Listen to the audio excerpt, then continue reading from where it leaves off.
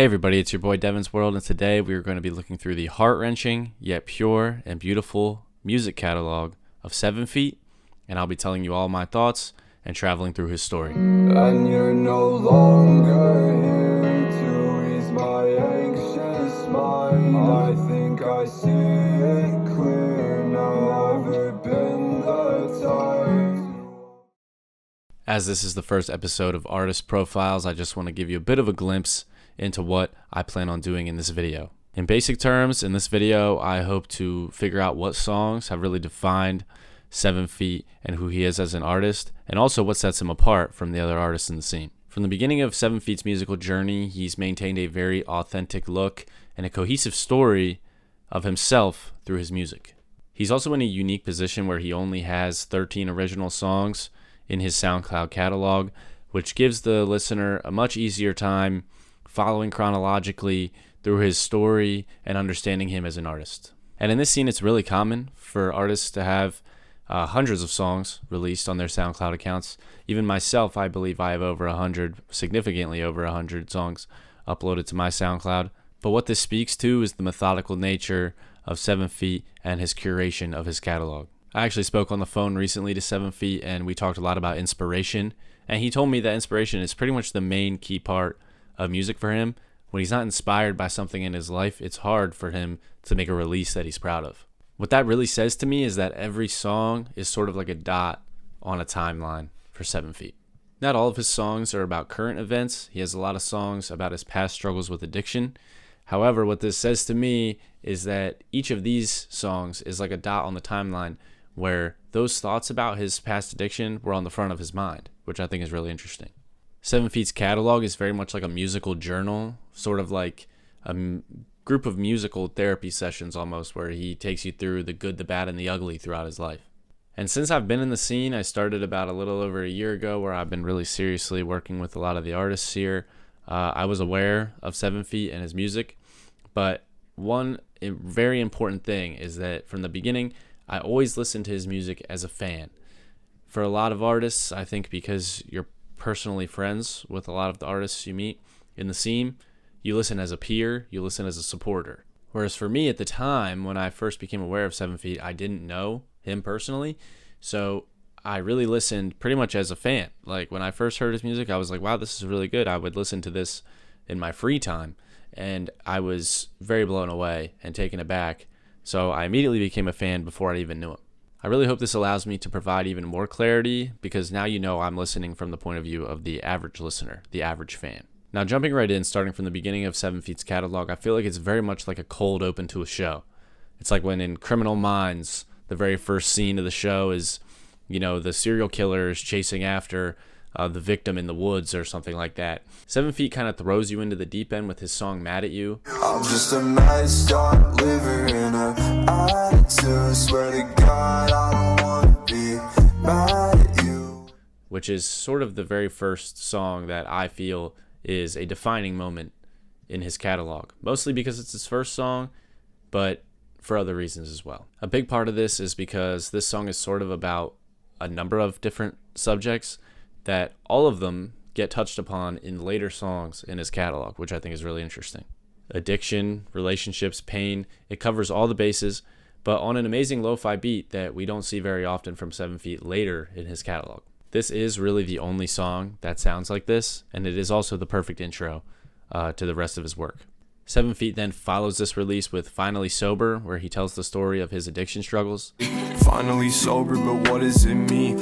All that I'm working towards doesn't mean anything I'd wanted it to. This delves pretty deep into 7Feet's internal dialogue.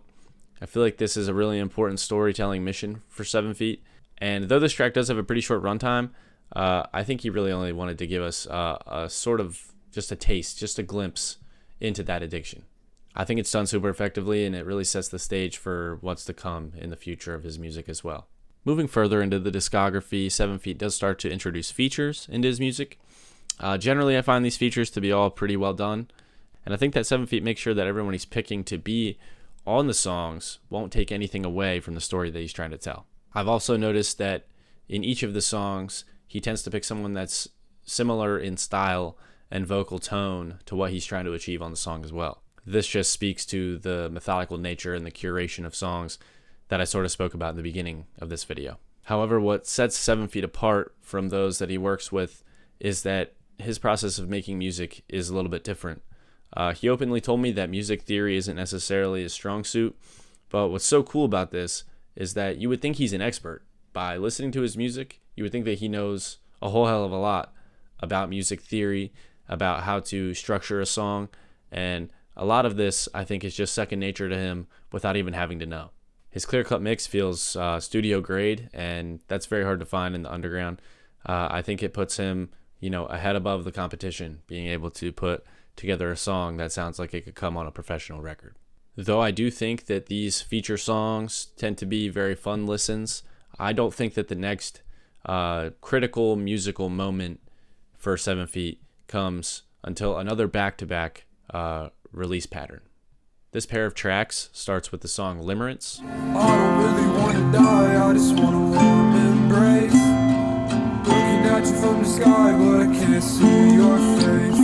I may be slightly biased when I say this, but this was one of my favorite songs of last year, and I feel like it was a massive breakthrough moment for 7Feet, and I think that this was the song that we could tell that 7Feet's music has matured even further into something new, into something even better. This is one of the first songs, I believe it might even be the first song, where 7Feet kind of starts to delve into more of positive feelings. Most of his songs are very sad in nature. And though this song does continue to use his melancholy sounding vocals, the subject matter does touch on themes of love, and this is a massive breakthrough moment. Once active portrayal of love in a song starts to happen, rather than a retroactive thought back into the past about a relationship, I think that that's a very big stepping stone for 7Feet. And why I call Limerence a stepping stone into the love environment in music is because he follows it immediately with a song called I Want Nothing More, Darling. I want nothing more than the love that you give. I want nothing more than the love that you give. I want nothing more than the love that you give. At the time this song came out, I know that 7Feet was in a serious relationship. I don't know what the status of that is now, but I believe this song was written for her. At least that's what I presumed at the time because of the timing of the release and the state of his social media page at the time. This felt like the very first time that 7Feet actually let us fully inside of his heart, really seeing some really very, very positive feelings of happiness, feelings of joy, feelings of desire that we haven't really seen up to this point. This is a very beautiful song, much like Limerence. It still has melancholy undertones in the vocal tone of the voice that he's singing in, but I actually think that the beat and the overall just sound of the song does feel a little bit more like a ballad and less sad, if that makes sense. The rest of 7Feet's catalog up till the present is now just a bunch of what I would call bangers. Of course, if you put these songs up next to like a Travis Scott song, these songs aren't going to open up a mosh pit or something. But in relation to the rest of his catalog, these feel a little bit faster paced, more upbeat, which is pretty cool. I do really enjoy these songs, and I think that this is the most fun part of 7Feet's catalog. Through my journey into 7Feet's discography, though, I do think I've learned a lot about him as a person and as an artist. First and foremost, he's extremely gifted, and there's no denying that. 7Feet has what it takes to turn this into a career if he so chose to. But one thing that I also really appreciate about 7Feet through listening to this is that he's one of the only artists I've known that has not oversaturated his own discography. I've even done this to myself, and I touched on it in the beginning.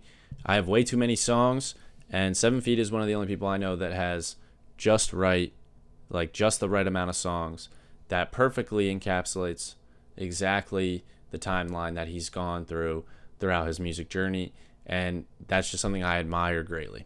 It also makes me happy to listen to an artist on the scene that really prioritizes authenticity. On top of that, the way that 7Feet delivers his vocals really feels like he's wearing his heart on his sleeve all the time, even though at times I do think he's only showing us a little bit of the inside of his mind and the inside of his heart. I do feel like he is always authentic in what he's saying.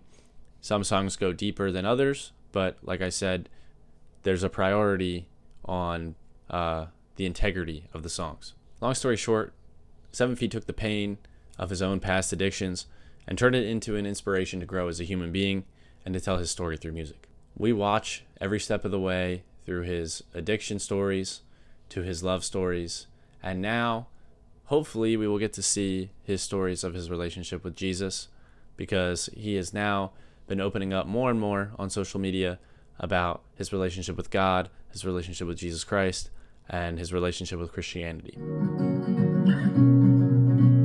Not without you, oh, not without you, oh. The image that you're made in is nothing less than perfect. Will this be the next dot on the timeline on his musical journey? I really hope it is, because this seems like his biggest inspiration at the moment, and I really would love to hear his insightful thoughts through music, because that's how he portrays his thoughts best. If you enjoyed this video, please like, share, comment, subscribe. I will leave a link to all of 7feet's music in the description. I really appreciate him for letting me dive into his musical catalog like this. I really hope you guys go and check him out now after this video, because he deserves all the love and support that you guys can give him. I'm sure he will have some new songs in the future. Right now there's been a bit of a hiatus, but definitely keep an eye out. You wouldn't want to miss it. That being said, I really hope I get to see you guys next time. Peace. Autumn nights in my dreams where she holds me. Try, find no peace, this shit lonely. Don't wanna die, need to breathe, but I'm slowly fading out, I'll be gone by the morning. Autumn nights in my dreams where she holds me. Try, find no peace, this shit lonely.